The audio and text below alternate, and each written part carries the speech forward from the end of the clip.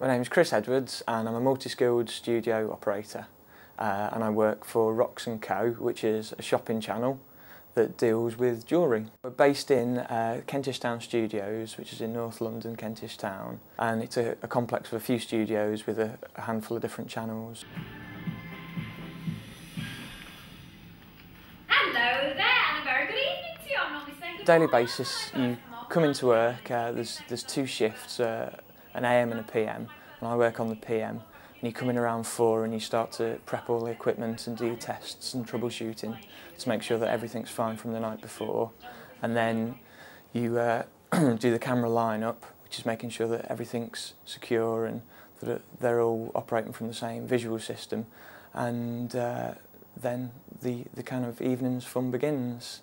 One last chance. 2, 6, 7. Quick, quick, quick. 4 still left, so we're going to crash it. During an evening, we sell 200 to 300 different products and then multiple numbers of those products. Each hour, we have about 20 to 25 games, they're falling auctions, which is where we sell the jewellery. It's really enjoyable. Kind of the later you get into the evening, the more crazy the auctions kind of get, and the more crazy the presenters sometimes go.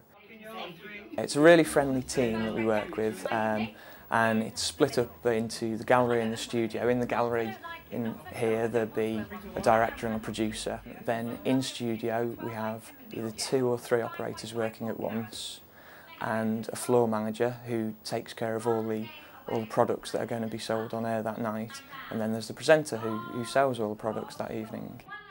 I studied film and television at university, and then when I finished there I did a course at Brighton Film School, which again was very enjoyable, kind of gave me a lot more experience to put on my CV. But my first real break was during that time at film school. I was working in a part-time job as track staff at Brighton Greyhound Stadium. An opportunity came up there in the video booth to actually film the races and which were to be broadcast, of a daytime into betting shops, and I kind of seized that opportunity and just fell in love with kind of camera operating straight away. Then from there, just started looking for further afield and found this up in London and kind of never looked back.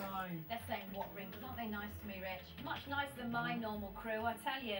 Some of the challenges you might face, I suppose it does get very stressful sometimes, because the channel are primarily making money rather than producing television programmes. Then every missed opportunity or missed second, if you're say late coming back from a break because there's been a technical problem or anything, then if you're a minute or 2 late, then that's obviously costing the channel money. So sometimes it can be very stressful. It can hurt your eyes sometimes if you're staring at the tiny monitor for 3 or 4 hours at a time. Best bit of advice would be just put yourself out there, get in contact with as many people as possible.